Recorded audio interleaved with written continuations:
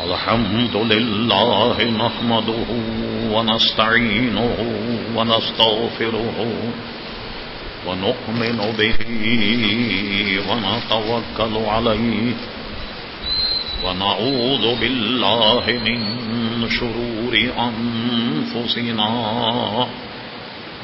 ومن سيئات أعمالنا من يهده الله فلا مضل له ومن يضلله فلا هادي له ونشهد أن لا إله إلا الله وحده لا شريك له ونشهد أن سيدنا ومولانا محمدا عبده ورسوله أرسله بالحق بشيرا ونذيرا صلى الله تعالى على خير خلقه سيدنا محمد وآله وصحبه أجمعين أما بعد فأعوذ بالله من الشيطان الرجيم بسم الله الرحمن الرحيم سبحان الذي أسرى بعبده ليلا من المسجد الحرام إلى المسجد الأقصى الذي باركنا حوله لنريه من آياتنا إنه هو السميع البصير صدق الله مولانا العظيم وصدق رسوله النبي الكريم إن الله وملائكته يصلون على النبي يا أيها الذين آمنوا صلوا عليه وسلموا تسليما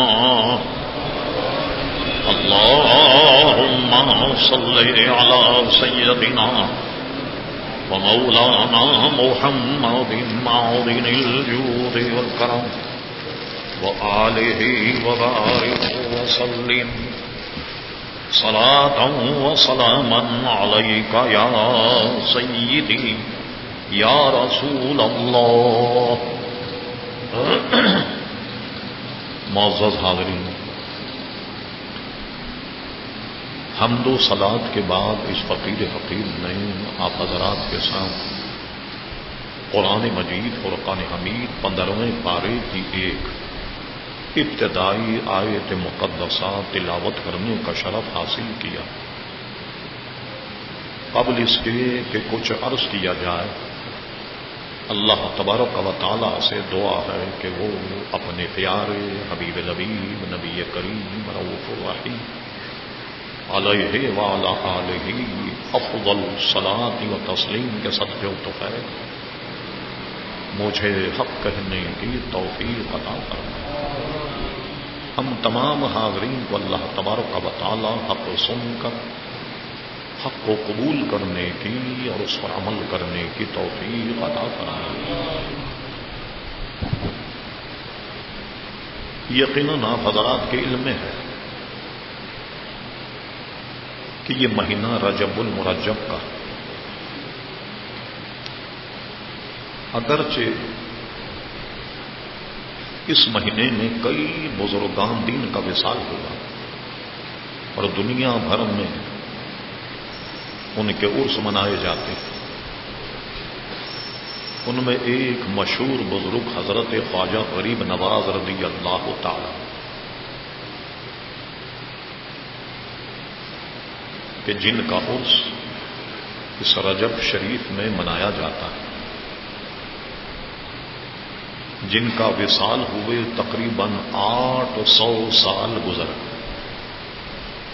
لیکن عالم اسلام پوری دنیا پاک و ہند میں ان کی یاد ابھی بھی تازہ ہے. اور ایک خاص بات جو ساری دنیا کے مسلمان مناتے ہیں وہ ہے شب معراج النبی صلی اللہ تعالی علیہ وسلم. وہ شب کے جس میں اللہ تبارک و تعالی اپنے پیارے حبیب علیہ الصلوۃ والسلام مسجد حرام سے مسجد اقصی تک لے گئے اور پھر آسمانوں یہاں تک کہ جنت عرش پر اور یہاں تک کہ لا مقام پہنچے اور اللہ تبارک و تعالی کا دیدار اپنی سرکی آنکھوں سے کیا. یہ ایک ایسا معجزہ ہے اور ایسا کمال ہے کہ اللہ تبارک و تعالی نے کسی نبی کو بھی اس اعزاز سے نہیں نوازا سوائے نبی کریم صلی اللہ علیہ وسلم. اور اس مہینے کی 27ویں شب ہے کہ حضور علیہ السلام نے معراج شریف کا سفر فرمایا. صدیوں سے پے در پہ یہ شب منائی جاتی رہی اور آج تک منائی جا رہی. مگر آپ کو اب سن کے تعجب ہوگا جہاں نئے نئے فتنے کھڑے ہوتے ہیں تو ایک فتنہ یہ بھی کھڑا ہوا کہ جی ٹھیک ہے حضور کو معراج شریف ہوئی مگر یہ کہاں سے پتہ لگے کہ 27ویں شب تھی. اب 27ویں شب معراج النبی صلی اللہ علیہ وسلم اب اس میں بھی کلام ہونے لگ گیا. حالانکہ شاہ عبدالحق محدث دہلوی رحمۃ اللہ علیہ جو بر صغیر کے عظیم محدث ہیں اور علم حدیث ہندوستان میں سب سے پہلے لانے والے شیخ محقق شاہ عبدالحق محدث دہلوی، ان سے پہلے ہندوستان میں علم حدیث نہیں تھا. شیخ محقق نے ایک کتاب تصنیف فرمائی، بے شمار کتابوں کے مصنف ہیں اور 11ویں صدی کے مجدد بھی ہیں، جس کا نام ہے ما ثبت من السنہ. اس میں شیخ محقق نے ایک پورا باب باندھا اور اس میں معراج شریف سے متعلق ساری برکتوں کا ذکر کیا اور اس پہ ہونے والے تمام اعتراضات کے جوابات بھی دیے. اور 27ویں تاریخ ہی کو شاہ عبدالحق محدث دہلوی فرماتے ہیں کہ شب معراج ہے اور اسی میں اللہ تبارک و تعالی حضور علیہ الصلوۃ والسلام کو لے گئے. یہ تو اہل سنت و جماعت میں طے. اب آئیے شب معراج ہے کیا اور اس کا اصل واقعہ کیا ہے. ہم کہیں کہیں سے اسے بیان کریں تاکہ یہ پیغام بھی آپ تک پہنچ جائے اور آپ یہ جان لیں کہ شب معراج کتنی بابرکت رات ہے.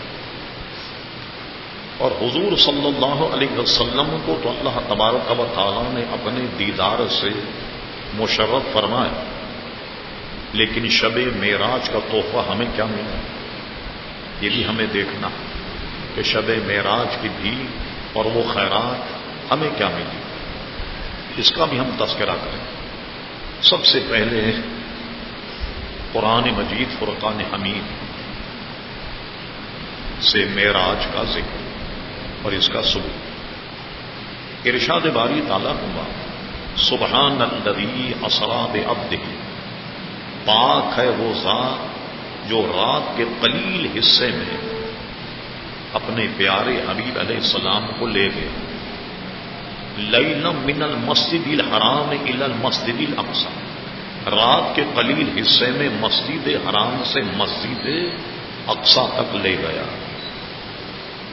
علماء اور محدثین یہ کہتے ہیں کہ چونکہ بیت المقدس اور مسجد اقصی کے بعد بھی حضور کا سفر رہا آسمانوں پر، تو فرمایا کہ یوں ترجمہ اس کا کیا جائے. بعض اکابر علماء نے یہ ترجمہ کیا کہ لے گیا مسجد حرام سے مسجد اقصی کی جانب. یہ تک مطلب یہ وقت یہیں تک، لیکن ترجمہ یہ کیا کہ مسجد حرام سے مسجد اقصی کی جانب، کیوں ابھی آپ کا سفر جو ہے وہ جاری.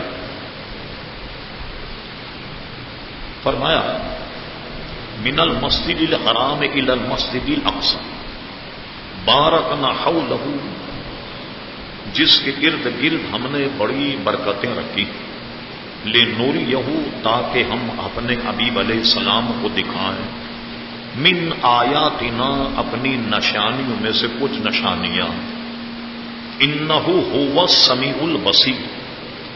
یہ ضمیر دو کی جانب بھی ہو سکتی، مثلا اللہ تبارک و تعالی انہ هو السمیع البصیر، بے شک وہ سننے والا اور جاننے والا، مگر اس کی ضمیر حضور کی طرف بھی راجع ہو سکتی ہے، اور اس کو محدثین نے جائز لکھا کہ انہ هو السمیع البصیر.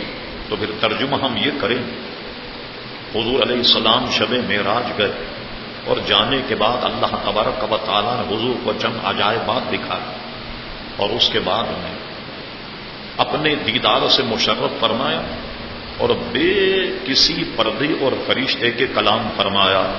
تو کیا مطلب ہوگا یہاں؟ وہ اللہ کا دیدار کرنے والے اور اللہ تبارک و تعالیٰ کے کلام کو سننے والے ہیں. اس وجہ سے یہ ترجمہ علماء نے اس سے برقرار اور جائز رکھا.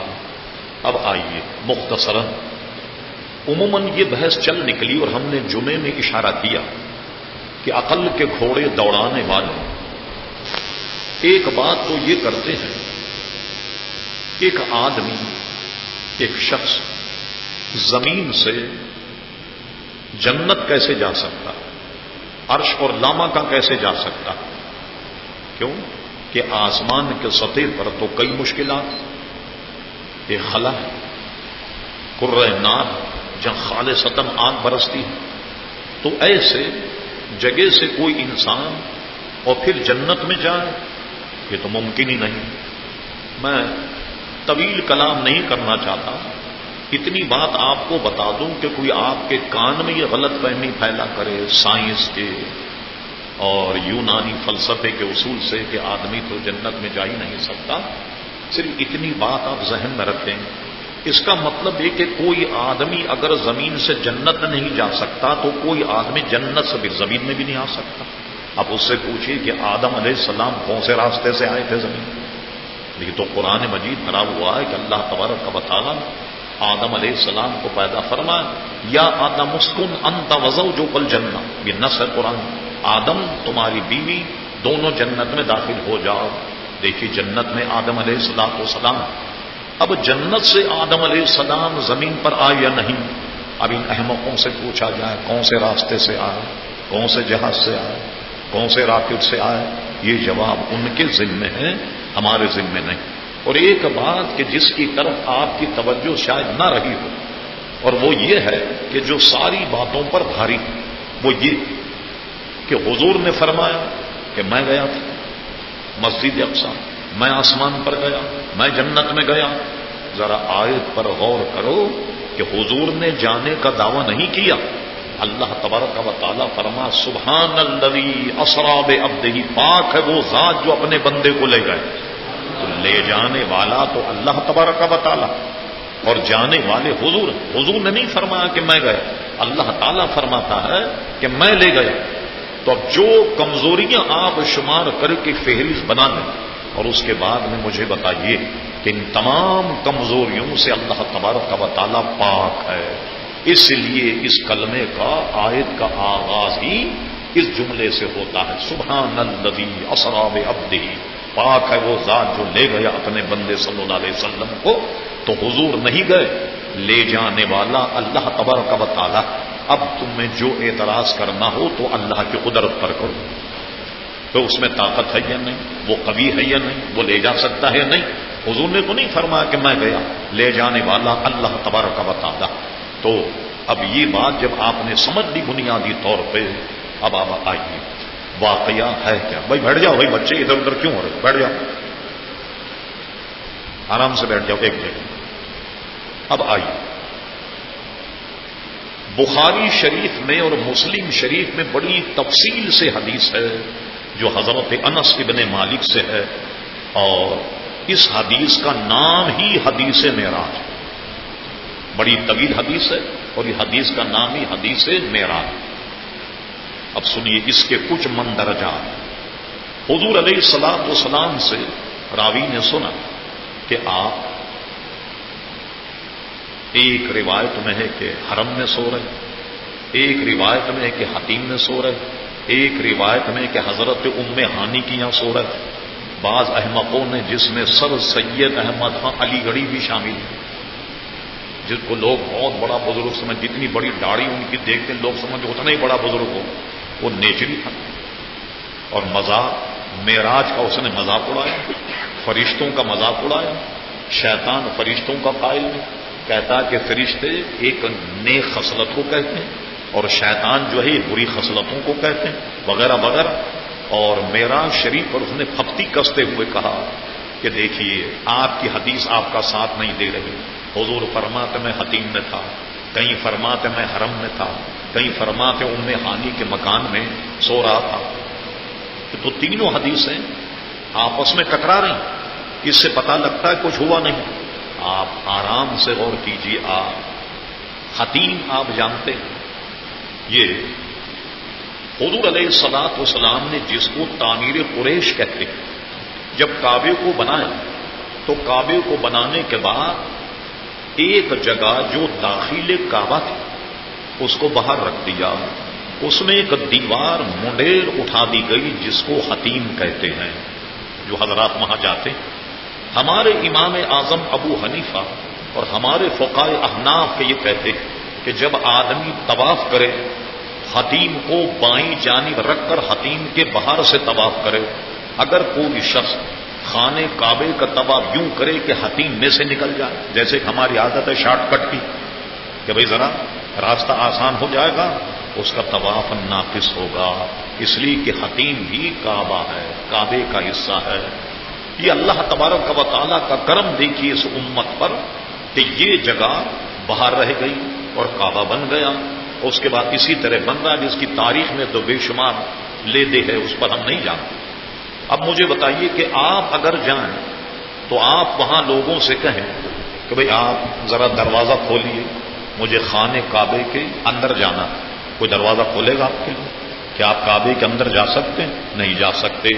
یہ اللہ کا کرم ہے کہ کعبے کا کچھ اندرونی حصہ باہر رہ گیا تاکہ آپ میں کا کوئی شخص اگر کعبے کے اندر نماز پڑھنا چاہے تو حتیم میں جا کر نماز پڑھ لے، وہ ایسا جیسے کعبے میں نماز پڑھی۔ اب یہ حتیم کہاں ہے؟ جاپان میں یا لندن میں؟ کہاں حتیم؟ حتیم حرم میں ہے، اور اس زمانے میں حضرت ام ہانی کا مکان حتیم میں تھا۔ کیوں تھا؟ آپ کہیں وہاں مکان اس لیے کہ شروع وقت میں جب حضور علیہ السلام مکہ میں تھے تو مکہ میں اس زمانے میں قبلہ ابراہیمی حضور کا قبلہ نہیں۔ آپ سب سنتے ہیں بچپن سے کہ بیت المقدس یہ مسلمانوں کا کعبہ تھا۔ جب حضور علیہ السلام اعلان نبوت فرمایا تو یہ کعبہ ابراہیمی مسلمانوں کا کعبہ نہیں، بیت المقدس یہ مسلمانوں کا کعبہ۔ اور اس کے بعد حضور علیہ السلام جب مدینہ شریف گئے تو مشہور ہے کہ 4 رکعت والی نماز تھی۔ حضور کے اندر سے خواہش یہ تھی کہ کسی طریقے سے میرا قبلہ ابراہیمی ہو جائے، مگر کچھ نس چاہیے، اللہ کا حکم چاہیے۔ بیت المقدس کی طرف حضور علیہ الصلوۃ والسلام نماز پڑھتے اور سجدہ کرتے۔ 2 رکعت نماز ہو گئی، اللہ تبارک و تعالی حضور کی خواہش کو ملاحظہ فرما رہا۔ 2 رکعت کے بعد اللہ تبارک و تعالی نے تحویل قبلہ فرمائی تو سبحان اللہ، شان دیکھی کیا فرمایا، اے میرے حبیب بار بار ہم تمہارا آسمان کی طرف نگاہ اٹھا کر دیکھنا ملاحظہ فرما رہے ہیں، اب تم کیا کرو، فلا نولینک قبلۃ ترضاھا، میرے حبیب اب اپنے چہرے کو ادھر کر لو جدھر تم راضی ہو، جدھر تم راضی ادھر اپنے چہرے کو کر۔ آدمی وہاں جب جغرافیہ دیکھتا ہے تو سکت میں پڑ جاتی ہے تحویل قبلہ کیسے ہوئی. سنیے آپ، پہلے لوگ اس طرف نماز پڑھتے تھے، اب تحویل قبلہ ہوئی تو بالکل اپوزٹ، بالکل اس کے سامنے. اب امام کہاں ہوگا، مقتدی کہاں ہوں گے، لوگ وہاں جا کر کے چکراتے، سب سے پوچھتے رہتے ہیں بھائی یہ تحویل قبلہ جب ہوئی تو حضور کہاں ہوں گے، مقتدی کیسے ہوں گے؟ تو اس کو آسان کیجیے، جب تحویل قبلہ ہوئی تو حضور علیہ السلام صحابہ کی صفوں کو چیر کر ایسے آگے آ گئے. جب آگے آ گئے صحابہ کرام نے بھی اپنے رخ حضور علیہ السلام کی طرف کر دیے. یہ ہمارا عنوان نہیں، مگر ایمان کو تازہ کرنے کے لیے سوچنے کی بات عزیزان گرامی یہ. حضور علیہ السلام کبھی بھول بھی جا، آپ نے سجدے سہو بھی کیا اور خود فرماتے میں بھولتا نہیں، بھلایا جاتا ہوں تمہاری تعلیم کے لیے. اگر حضور نہ بھولتے، سجدے سہو نہ کرتے تو ہمیں طریقہ کیسے پتہ لگتا کہ نماز میں کوئی غلطی ہو جائے تو سجدے سہو سے نماز ہو جاتی. کہ حضور کا بھولنا جو ہے ہمارے لیے کتنی مہربانی اور کتنا کرم. تو فرمایا میں بھولتا نہیں، بھلایا جاتا ہوں تمہاری تعلیم کے لیے بھلایا جاتا ہوں. حضور علیہ السلام نے سجدے سہو بھی فرمایا، ایسا بھی ہوا. اب دیکھیے جب حضور نے اپنے رخ کو پھیرا تو جتنے صحابہ تھے دو چار پھر جاتے، جو قریب جو دور تھے ادھر ادھر، وہ سمجھتے پتہ نہیں کیا سہو ہو گیا، کیا غلطی ہو گئی، کہاں بھول گئے، کیا مسئلہ ہوا. کمال کی بات یہ ہے کہ جب حضور نے اپنا رخ پھیرا اور جب سب کے آگے آ گئے تو تمام صحابہ کرام نے اپنا رخ بدل دیا، اور ان کا ایمان تھا کہ حق ادھر ہی ہے جدھر پیارے مصطفیٰ. کوئی ایک بھی ایسا انسان نہیں تھا کہ جو نہ پھرا ہو، کہ ہو سکتا بھول ہو گئی ہو، پتہ نہیں کیا ہے. نماز کے بعد دیکھیں تمام صحابہ کرام علیہم رضوان جدھر حضور پھرے ادھر ہی سب پھر گئے، ادھر ہی مڑ گئے اور وہ کعبہ ہو گیا. تو پہلے تو وہ کعبہ قبلہ ابراہیمی نہیں، تو حتیم میں حضرت ام ہانی جو حضور کی پھوپھی ہیں ان کا مقام تھا. آج بھی آپ وہاں کے کچھ رہنے والے یا مسلسل جو حج کرنے والے ان سے پوچھئے، کچھ آج بھی نشانات ستونوں میں ملتے ہیں کہ یہ حضرت ام ہانی کا مقام تھا، اور بیشتر لوگ وہاں جا کر کے نفل پڑھتے ہیں اور وہاں بیٹھ کر عبادت کرتے ہیں. تو وہ ابھی بھی وہ جگہ کچھ نشانات لگے ہوئے ہیں جس سے پتہ لگا یہ ام ہانی کا مقام تھا. ابھی کتنا آسان مسئلہ.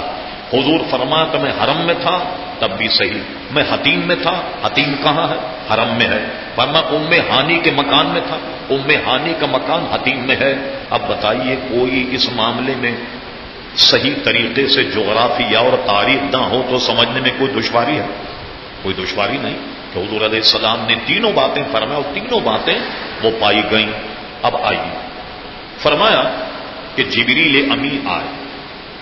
ایک اور روایت میں یہ بخاری مسلم میں حضور علیہ السلام محو استراحت آرام فرما کیسے جگایا جائے تو اللہ تبارک و تعالی یہ القاء فرمایا کہ حضور کو جگانے کا طریقہ یہ ہے کہ اپنے یہ گال جو ہے یہ حضور کے تلووں سے رگڑے، جس کی ٹھنڈک حضور اپنے قلب میں پائیں گے اور حضور بیدار ہو جائیں. چنانچہ حضور علیہ السلام کے جبریل امین نے اپنے رخساروں کو تلووں سے ملا اور حضور علیہ السلام بیدار ہوئے. بیدار ہونے کے بعد راوی کہتے ہیں پھر جبریل امین نے یہاں سے یہاں تک شگاف لگایا. تو راوی نے کہا یہاں سے یہاں تک کا کیا مطلب ہے؟ کہا یہاں سے یہاں تک یعنی گلے سے لے کے اور ناف تک شگاف لگایا، اور اس کے بعد حضور کے دل کو نکالا، اور دل کو نکالنے کے بعد زمزم سے اسے دھویا، اور زمزم سے دھونے کے بعد سونے کے تشت میں وہ اللہ ہی بہتر جانے کیا کیا نعمتیں، کیا کیا بلندیاں، کیا کیا رفتیں اور کیا کیا رحمتیں تھیں وہ حضور کے سینے میں اونڈیل دیا گیا، اور اس کے بعد میں قلب کو حضور کے سینے میں رکھ دیا گیا، اور اس طریقے سے ہاتھ پھیرا جبریل امین نے تو آپ کا سینہ بند ہو گیا. آپ دیکھیں باوجود اس کے کہ حضور بشر ہیں، انسان ہیں، لیکن ہم کیا کہتے ہیں بے مثل بشر، کہ حضور علیہ السلام کا اتنا بڑا آپریشن ہوا لیکن حضور علیہ السلام کی حیات میں کوئی تغیر نہیں آیا. کسی قسم کا، اور اس طرح سینے کو بند کر دیا گیا۔ پھر کہا ایک جانور لایا گیا جو خچر سے کچھ چھوٹا تھا، گدھے سے کچھ بڑا۔ تو راوی نے کہا کیا اسی کا نام براق؟ کہا ہاں، یہ براق برق سے بنا، اور علماء فرماتے اس کی تعریف میں کہ ایک قدم اس کا اتنے فاصلے پر اٹھتا تھا جہاں حد نگاہ پہنچتی ہو انسان، اتنی تیز رفتار سواری پر حضور علیہ السلام سوار۔ حضور علیہ السلام کو بٹھایا گیا، اور بٹھانے کے بعد آپ بیت المقدس کی طرف روانہ ہوئے۔ یہی حدیث شریف جو حضرت انس ابن مالک سے مسلم شریف میں ہے، اس میں اتنا زائد کہ حضور علیہ السلام نے فرمایا ہم حضرت موسیٰ علیہ السلام کی قبر سے گزرے، ہم نے دیکھا کہ موسیٰ علیہ السلام اپنی قبر میں کھڑے ہوئے نماز پڑھ رہے، نماز پڑھتا ہوا حضور علیہ السلام نے دیکھا۔ اور جب مسجد اقصی پہنچے، یہ بھی آپ میں ذرا تمیز رہے کہ لوگوں کے ذہن سے نقشہ نکل گیا، کل شاید معراج النبی کا ایڈیشن آئے، اس میں ایک سنہری گنبد آتا، لوگ سمجھتے ہیں وہ مسجد اقصی، وہ مسجد اقصی نہیں، اس کے قریب مسجد اقصی ہے جو انبیاء کرام علیہ الصلوۃ والسلام کا بے شمار اس مسجد سے تعلق رہا، وہ مسجد اقصی ہے۔ یہ گنبد جو نظر آتا ہے چمکیلا، یہ گنبد صخرہ۔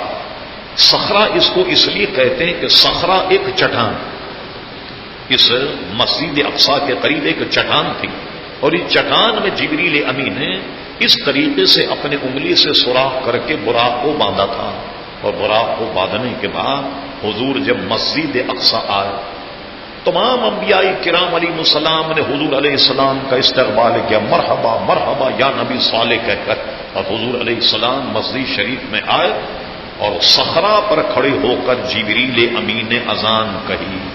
ایک روایت یہ کہ صخرہ پر اترے اور وہاں سے یہاں آئے، ایک روایت یہ ہے جو اب نہیں پائی جاتی وہ نشانی، جب حضور براق سے صخرہ پر اترے تو صخرہ پر حضور علیہ السلام کے قدم شریف کے نشانات بھی تھے، جو بعد والوں نے شاید کاٹ کر کے اس کو نکال لیے اور کہیں محفوظ کر لیا۔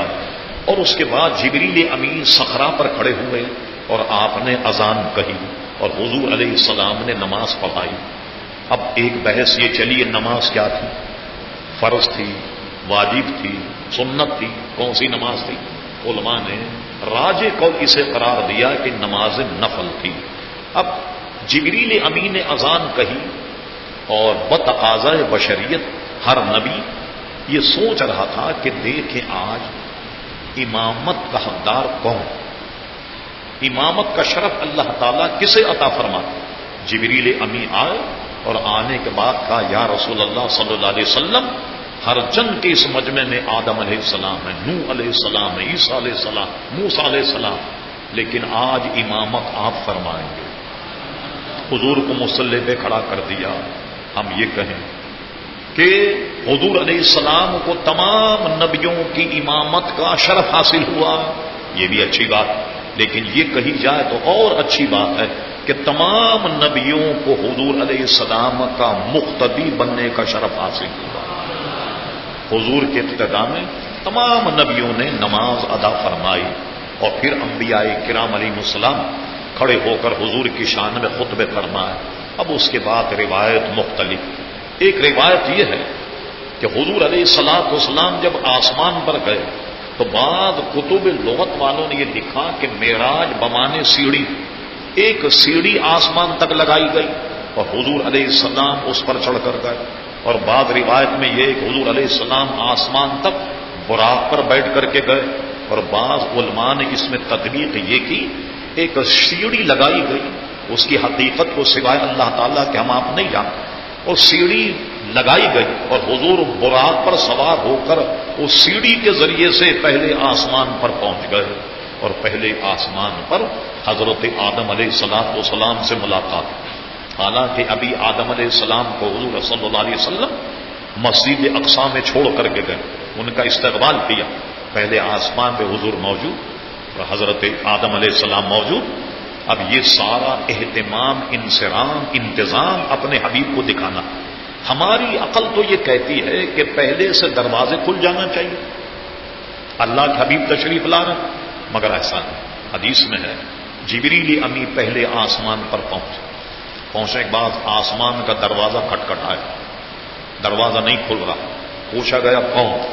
کہا جبریل، اب بھی دروازہ نہیں کھل رہا۔ اچھا یہ بتاؤ اکیلے آئے ہو کوئی ساتھ بھی؟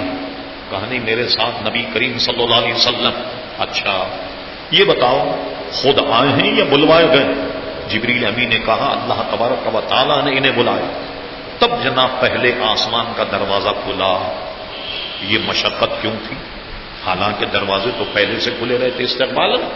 اللہ تبارک و تعالیٰ اپنے حبیب کو آسمان کا اہتمام، انتظام دکھانا چاہتا کہ میرے حبیب تم وہاں آ رہے ہو کہ جہاں کی شان یہ ہے، یا معشر الجن والانس ان استطعتم ان تنفذوا من اقطار السماوات والارض فانفذوا لا تنفذون الا بسلطان، کہ کوئی جن اور انس یہ کوشش کرے کہ آسمان کے کنارے چیر کر نکل جائے، وہ ہرگز نہیں نکل سکتا۔ تو یہ اہتمام، انتظام حضور کو دکھانا تھا۔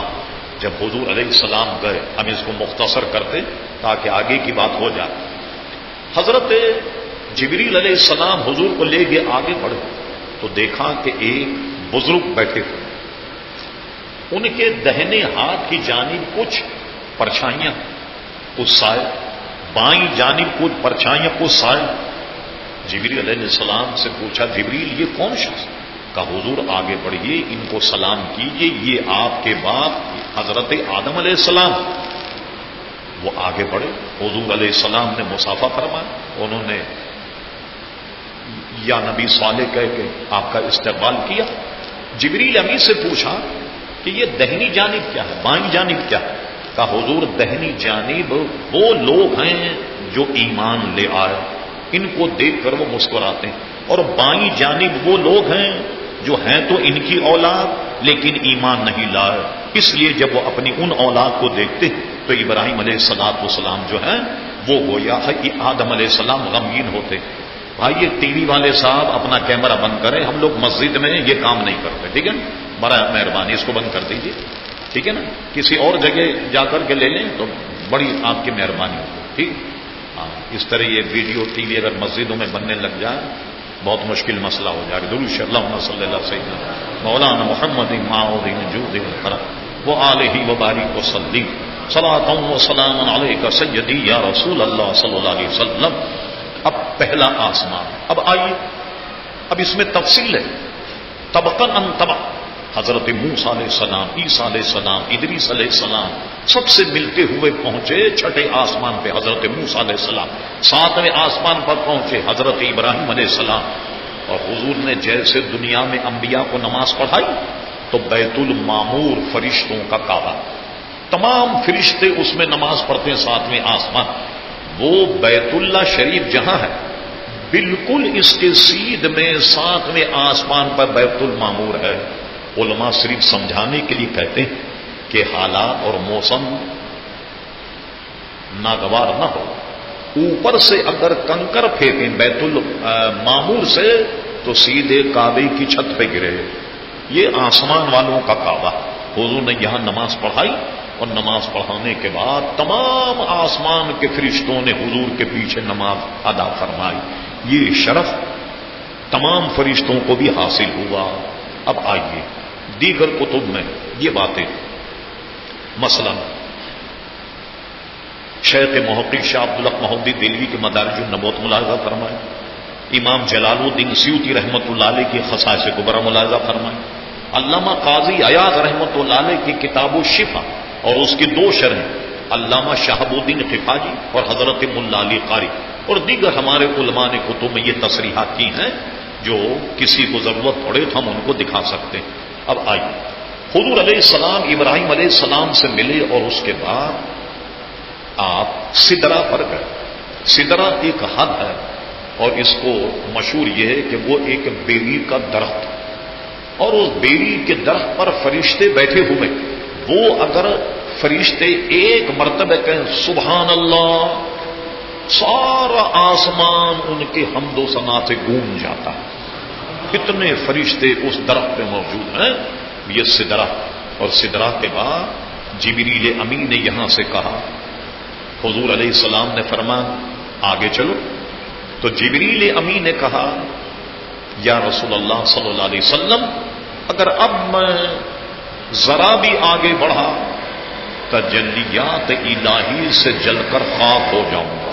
اللہ اکبر. اللہ کی اتنی ہیبت کہ وہ کوئی مخلوق سوائے حضور علیہ السلام کے کسی نہ فرشتے کی رسائی ہے نہ کسی نبی کی رسائی، یہاں تک کہ جبریل امی کی بھی رسائی.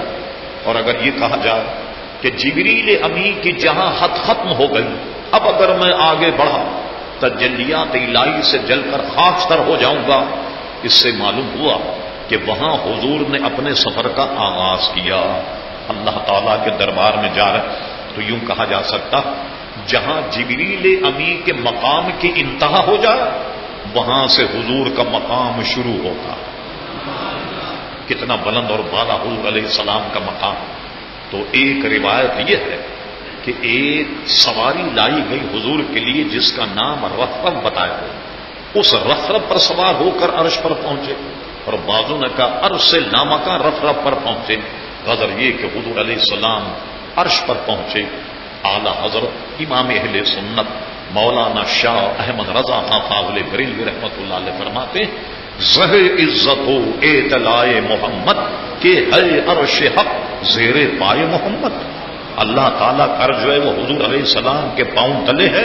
یہ عظمت ہے نبی کریم علیہ السلام. پھر اس کے بعد اللہ تبارک و تعالیٰ عرش کے بعد حضور کو وہ قرب بخشا، وہ قرب عطا فرما. کان قاب قوسین او ادنا، دو کمانوں کا فاصلہ رہ گیا یا اس سے بھی قریب. اور اس کے بعد فرفا اوحا الی عبدہ ما اوحا، بغیر کسی فرشتے کے واسطے کہ اللہ تعالیٰ نے حضور علیہ السلام سے کلام فرمایا. اس میں کوئی فرشتے کا واسطہ نہ تھا. وہ کلام کیا تھا؟ اب آئیے جو حدیثوں میں موجود ہے ہم ان کلام پر ذرا غور کرتے ہیں کہ وہ کیا کلام تھا. فاوحا الی عبدہ ما اوحا. ایک روایت تو مشکاۃ شریف، بلکہ کئی روایتیں مشکاۃ شریف میں باب التشہد میں کہ رب کریم نے فرمایا میرے حبیب جب تم آئے ہو یہ بتاؤ دنیا سے کیا لائے، کیا لے جائیں حضور علیہ السلام دنیا. اللہ کے خزانے میں کوئی چیز کسی چیز کی کمی ہے؟ کسی چیز کی کمی نہیں. کیا لے جاتے حضور علیہ السلام؟ اور سے سنیے، حضور علیہ السلام دنیا سے وہ چیز لے گئے جو اللہ کے خزانے میں نہیں تھی. آپ کہیں مولانا زبان سنبھال کر بات کرو، کیا کریں؟ اللہ کے خزانے میں نہیں؟ جی ہاں، وہ لے گئے اللہ کے دربار میں جو اللہ کے خزانے میں نہیں. وہ یہ تھی کہ التحیات للہ والصلوات والطیبات، وہ عبادتیں میری قولی بدنی زبانی ساری عبادتیں عاجزی اور انکساری میں تیرے دربار میں لایا. ظاہر ہے عاجزی اور انکساری تو اللہ کے دربار میں نہیں، نہ اللہ کے خزانے میں ہے، یہ تو بندوں کی صفات. تو حضور علیہ السلام عجز اور انکسار اللہ تبارک و تعالیٰ کے دربار میں لے گئے. رب کریم نے خوش ہو کر کیا فرمایا؟ فرمایا السلام علیک ایھا النبی ورحمۃ اللہ وبرکاتہ. اے نبی صلی اللہ علیہ وسلم تم پر میری سلامتی ہو، میری رحمتیں ہوں اور میری برکتیں ہوں. جو ہم التحیات میں پڑھتے ہیں وہی تعلیم ہمیں دی گئی، اور التحیات میں ہم یہ کلمات پڑھتے ہیں. جب رب کریم نے حضور سے یہ کلام فرمایا، اب دیکھیے آدمی کی فطرت یہ ہے کہ جب اس کا مدعا مل جائے تو ساری باتیں بھول جاتا ہے.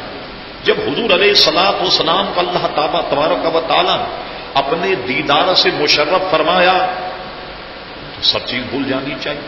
صرف اللہ تعالیٰ کے دربار میں مشغولیت کے ما سوا اللہ ساری چیزیں نکل جانا چاہیے. مگر یہ حضور کا کرم اور یہ حضور کی مہربانی کہ جب رب کریم نے فرمایا السلام علیک ایھا النبی ورحمۃ اللہ وبرکاتہ، حضور نے کہا السلام علینا وعلی عباد اللہ الصالحین. وہاں بھی ہم غلاموں کو یاد کیا اور کہا اللہ تبارک و تعالی تیری یہ رحمتیں، تیری یہ سلامتی، تیری یہ برکتیں میری امت کے نیک لوگوں پر بھی ہوں جو میرے دامن سے وابستہ ہیں.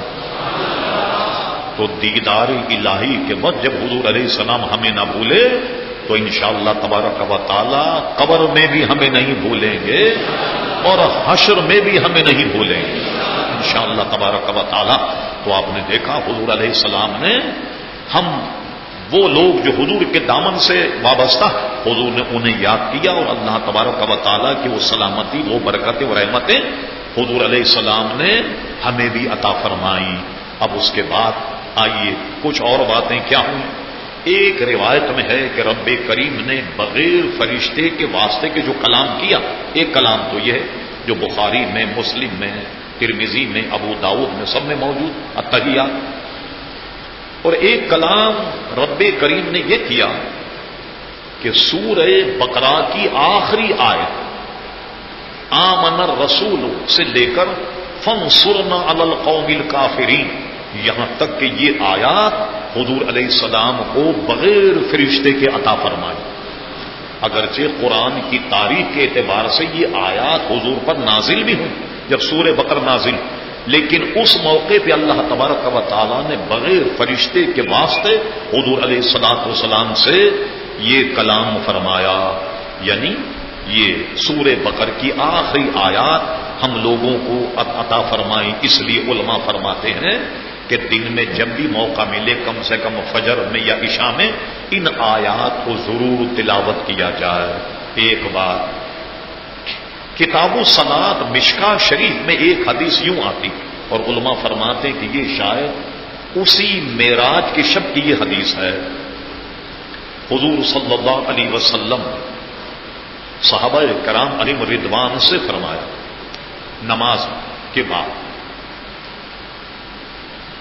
رات اللہ تبارک و تعالیٰ نے میرے یہ دونوں شانوں کے بیچ میں اپنا دست قدرت رکھا۔ اور کیسے رکھا؟ پہلے پوچھا میرے حبیب یہ فرشتے کس بات میں نزاع کرتے ہیں، کس بات میں جھگڑا کرتے ہیں؟ کہا اللہ تعالیٰ تو بہتر جانتا۔ کبھی یہ ذہن میں نہیں آیا کہ یہ ہمارے آپ کی طرح جھگڑ رہے تھے میں جوڑیا بازار میں جھگڑتے ہیں کہ بھائی کس میں نزاع کرتے ہیں، کس میں جھگڑا کرتے ہیں فرشتے، کیا نزاع کرتے ہیں؟ سنیے فرشتوں کا نزاع۔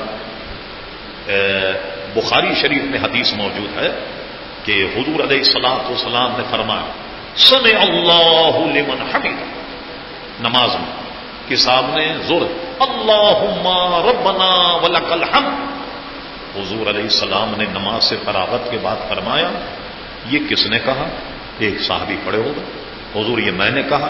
فرما جبھی میں نے دیکھا کہ فرشتے آپس میں لڑ رہے تھے کہ سب سے پہلے اللہ کے دربار میں کون لے کر کے جائے۔ یہ کلمہ اللہ کو اتنا پسند آیا اللہم ربنا ولک الحمد، تو فرشتے آپس میں نزاع کر رہے تھے کہ سب سے پہلے اسے لے کر کے اللہ کے دربار میں کون جائے۔ تو یہ ہمارے اور آپ کا نزاع نہیں ہے فرشتوں کا۔ اب پوچھا، اب حضور نے عرض کی مولا تو بہتر جانتا ہے۔ پھر اس کے بعد کہا رب کریم میرے دونوں شانوں کے درمیان اپنا دست قدرت رکھا۔ جب اللہ نے دست قدرت رکھا تو جو کچھ کائنات میں تھا سب مجھ پر روشن ہو گیا، سب مجھ پر روشن ہو گیا۔ اور سبحان اللہ تبارک و تعالی راوی کی قبر کو رحمت و رضوان سے بھر دے۔ راوی نے جب حدیث بیان کی یہ جملہ بھی اس میں شامل کیا۔ حضور علیہ السلام نے فرمایا جو کچھ کائنات میں تھا مجھ پر روشن ہو گیا۔ اور اس کے بعد حضور نے یہ آیت تلاوت کی وَكَذَلِكَ نُورِي إِبْرَاهِيمَ مَلَكُوتَ السَّمَاوَاتِ وَالْأَرْضِ، جس کا معنی یہ ہوگا اسی طرح ہم نے ابراہیم علیہ السلام کو بھی ملکوت السماوات والارض کا مشاہدہ کرایا۔ ابن کثیر نے لکھا، دیگر مفسرین نے، کہ اللہ تبارک و تعالیٰ نے ابراہیم علیہ السلام کو کھڑا کیا، ایک چھوٹا سا چبوترا ہے ٹیلا پہاڑ، فرمایا اس پہ کھڑے ہو جاؤ، وہ اس پہ کھڑے ہو گئے۔ جب ابراہیم علیہ السلام اس پہ کھڑے ہوئے تو اللہ تبارک و تعالیٰ نے تمام عالمین کے حجاب ان کی آنکھوں سے ہٹا دیے، تو کائنات میں جو کچھ تھا وہ سب ابراہیم علیہ السلام نے دیکھ لیا۔ تو جیسے ابراہیم علیہ السلام کو دکھایا ملکوت السماوات والارض، تو اللہ تبارک و تعالیٰ نے یہ ملکوت السماوات والارض جو ہے یہ حضور علیہ السلام کو بھی مشاہدہ فرمایا۔ اس لیے حضور نے یہ آیت تلاوت کی وَكَذَلِكَ نُورِي إِبْرَاهِيمَ مَلَكُوتَ السَّمَاوَاتِ وَالْأَرْضِ، اور ہم نے اسی طرح ابراہیم علیہ السلام کو بھی ملکوت السماوات والارض وہ دکھائے۔ اچھا، اب چند باتوں کا تو ذکر کیا، مگر جب میں نے یہ عرض کیا مشکات کے حوالے سے کہ جو کچھ کائنات میں سب دیکھ لیا، اب کیا کیا دیکھا ہوگا؟ کیا کوئی حساب نکال سکتا ہے؟ کیا میں آپ بتا سکتے ہیں؟ کوئی بتاؤ تو اس کے لفظ ساتھ نہیں دیں گے، جملے ساتھ نہیں دیں گے، تو وہ تو اس کی زبان ساتھ نہیں دے گی۔ جو جو اللہ تعالیٰ نے انہیں عطا فرمایا تو وہ تو ایسی چیزیں تھی کہ ہم تو بیان بھی نہیں کر سکتے۔ اعلی حضرت امام اہل سنت پوچھتے ہیں، پوچھتے کیا ہو عرش پر، یوں گئے مصطفیٰ کے یوں، کیف کے پر جہاں جلیں کوئی بتائے کیا کہ یوں۔ یہاں وہ کیف کیا ہے؟ کیف کے معنی سرور نہیں، کیف یہ عربی کا لفظ ہے کیفا، آپ کا کیا حال؟ تو کہتے ہیں کہ کوئی پوچھے کہ کیسے گئے، اگر اس کیف کو ایک پرندہ شمار کر لیں تو کہتے ہیں پوچھتے کیا ہو عرش پر، یوں گئے مصطفیٰ کے یوں، کیف کے پر جہاں جلیں کوئی بتائے کیا کہ یوں۔ اور دوسرے شعر میں کہتے ہیں قصر دنا کے راز میں عقلیں تو گم ہیں جیسی ہیں، عقلیں تو گم ہیں قصر دنا کے راز، کہتے ہیں قصر دنا کے راز میں عقلیں تو گم ہیں جیسی ہیں، روح قدس سے پوچھئے تم نے بھی کچھ سنا کے یوں۔ بھائی کچھ آپ نے بھی سنا یا نہیں کہ حضور علیہ السلام کیسے گئے اور کیا کیا علوم، وہ تو وہیں سے فارغ ہو گئے۔ ستارہ پری کہا آتے تو مقام مصطفیٰ، میں تو آگے بڑا تجیات الہی جل کر خاک ہو جاؤں، تو کہا کیف کے پر جہاں جلیں کوئی بتائے کیا کہ یوں، قصر دنا کے راز میں عقلیں تو گم ہیں جیسی ہیں، روح قدس سے پوچھئے تم نے بھی کچھ سنا کہ یوں۔ تو روح قدس کو معلوم نہیں تو مجھے اور آپ کو کیا معلوم ہو سکتا؟ اللہ اکبر۔ اور ایک اور جگہ امام اہل سنت نے کمال بھی کر دیا، فرماتے ہیں نہ عرش بنی نہ لوح مبین نہ روح امی، کوئی بھی کہیں اجی خبر نہیں جو رمزیں کھلی ازل کی نہا تمہارے لیے، جو راز حضور پر منکشف ہوئے وہ کوئی بتا نہیں سکتا، نہ لوح مبین میں ہے نہ عرش بری میں ہے، نہ جبریل امی بتا سکتے ہیں کہ جو راز اللہ تعالی اپنے حبیب علیہ الصلوۃ والسلام پر منکشف کیے۔ اس لیے حضرت صدیق اکبر رضی اللہ عنہ نے فرمایا یا ابا بکر، اے ابو بکر سنو، میری حقیقت کو سوائے میرے رب کے کوئی نہیں جانتا۔ ہم نے آپ نے جتنا پڑھا اتنا جان لیا، صحابہ کرام علیہ رضوان نے جتنا دیکھا جتنا پوچھا اتنا جان لیا، مگر جبریل امی جسے نہ جانے تو دور کوئی دوسرا آدمی کیسے عزیزان گرامی جان سکتا؟ اب لیجیے، اللہ تبارک و تعالیٰ کا دیدار حضور علیہ السلام کو حاصل ہوا۔ حضرت عبداللہ ابن عباس کی روایت کہ جس کو طبرانی نے نقل کیا اور امام طبرانی سے دیگر محدثین نے نقل کیا، اعلی حضرت فاضل بریلوی کا پورا رسالہ بھی اور امام احمد ابن حنبل نے بھی بتایا کہ فرمایا اللہ تبارک و تعالیٰ کو حضور علیہ السلام نے 2 مرتبے دیکھا، ایک مرتبے سر کی آنکھوں سے دیکھا اور ایک مرتبے دل کی آنکھوں سے دیکھا۔ اب اس میں علماء کلام فرماتے دل کی آنکھوں سے کیسے دیکھا؟ جیسے ہم آپس میں کہہ دیتے ہیں لوگوں، ارے بھائی بہت دن سے آپ نہیں آ رہے ہیں، کہاں ہیں آج کل؟ ارے بھائی دل میں تو آپ ہیں یا نہیں؟ اس کا مطلب یہ کہ وہ آدمی آپ کے دل کے اندر بیٹھا ہوا۔ کیا یہ عام اصطلاح میں فرمایا کہ دل سے دیکھا؟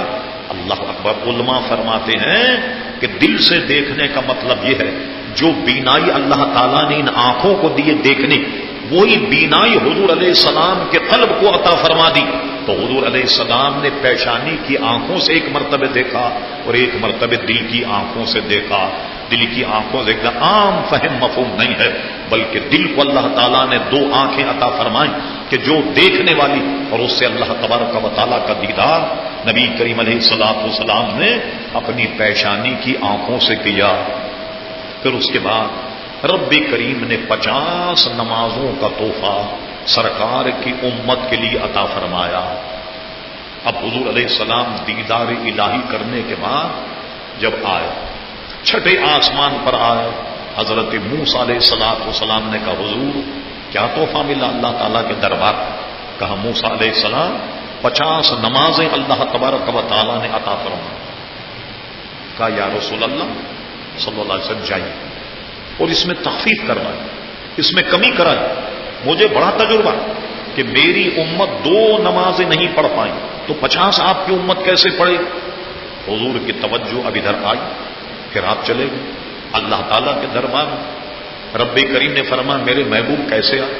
کہا مولا یہ نمازیں بہت زیادہ ہیں، اس میں 2 روایت، ایک یہ ہے کہ 5 کم ہوئی اور ایک یہ ہے کہ 10 کم ہوئی، چلیے ہم 5 والی کو لیتے۔ کہا مولا یہ زیادہ ہے، اس میں تخفیف فرما۔ اللہ تعالیٰ نے فرمایا میرے حبیب تم آئے 5 کم کیے دیتے، 5 کم کر دو۔ پھر یہ جب چھٹے آسمان پر آئے اب کتنی رہ گئی؟ 45۔ موسیٰ علیہ السلام نے کہا کیا؟ کہا 5 کم ہو گئی، کہا نہیں اور جائے۔ اور اس میں کمی کرائی. پھر چلے گئے حضور علیہ السلام 9 مرتبے گئے اور آئے. 45 نمازیں معاف ہو گئی، 5 رہ گئیں. جب 5 رہ گئیں تو موسیٰ علیہ السلام نے کہا اب کیا ہوا؟ کہا 5 رہ گئیں. فرما نہیں، اب اس میں بھی کمی کرائی، کیونکہ میری امت 2 نہیں پڑھ سکتی تو 5 کیسے پڑھیں؟ اس میں بھی اب کمی کرائی.